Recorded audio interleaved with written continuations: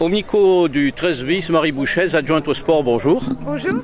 Alors, c'est un peu la fête de l'adjointe au sport aujourd'hui. Pas que, mais un peu.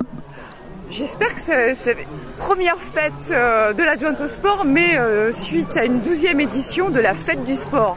Et donc, c'est avec plaisir et bonheur que je suis là pour ouvrir ce week-end autour des sports, des pratiques, avec les clubs, les associations et le service et les écoles municipales, pour pouvoir dire que cette ville, forte de ses 63 000 habitants, forte de ses 13 000 licenciés, est une ville sportive.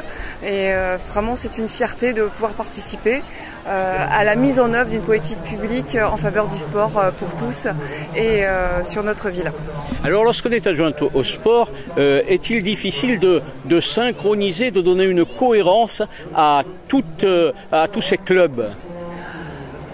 Alors, c'est pas si simple parce que en même temps, nous avons la chance sur notre ville d'avoir une histoire, et une histoire aussi sportive, une histoire aussi de communes et de volontés politiques qui ont construit des infrastructures. Ça, du coup, ça nous permet de faire vivre les sports, les clubs, en les accueillant dans les stades, dans les salles, en organisant les horaires pour les pratiques des associations dans toutes les disciplines.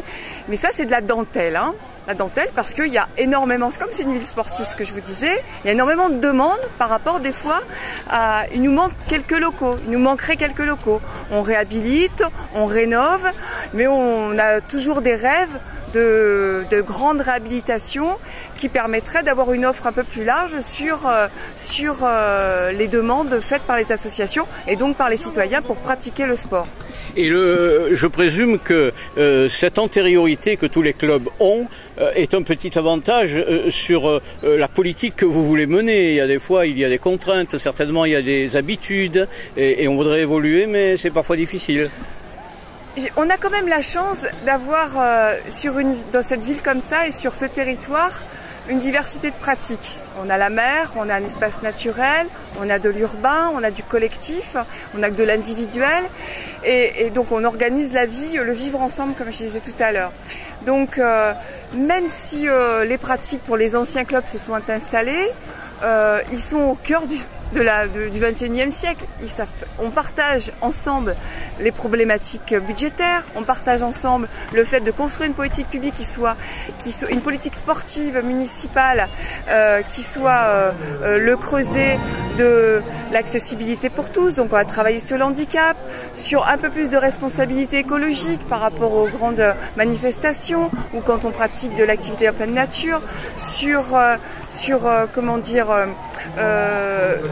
de la citoyenneté, sur la jeunesse. Il faut qu'on soit, nous, Sénois, à l'échelle de l'agglomération Toulon-Provence-Méditerranée, un creuset une pouponnière pour la jeunesse qui peut aller après en élite.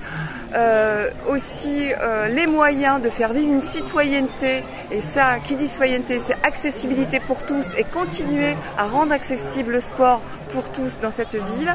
Donc c'est améliorer les infrastructures, peut-être en créer, rendre cohérent et que les clubs créent des instances pour que les clubs et les associations se parlent et que nous ayons des interlocuteurs, par exemple comme l'OSDS, l'ancien Office municipal des sports, pour qu'il y ait une amélioration de la formation des associations, des bénévoles, pour qu'il y ait plus de responsabilités partagées sur comment on peut avancer, grandir mieux et faire grandir le sport à l'échelle de notre ville.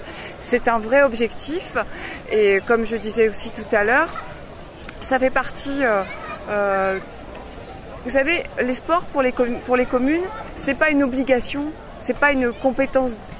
Tu peux être une compétence déléguée qui peut être sur les infrastructures déléguées par exemple aux agglomérations, mais c'est une vraie volonté politique.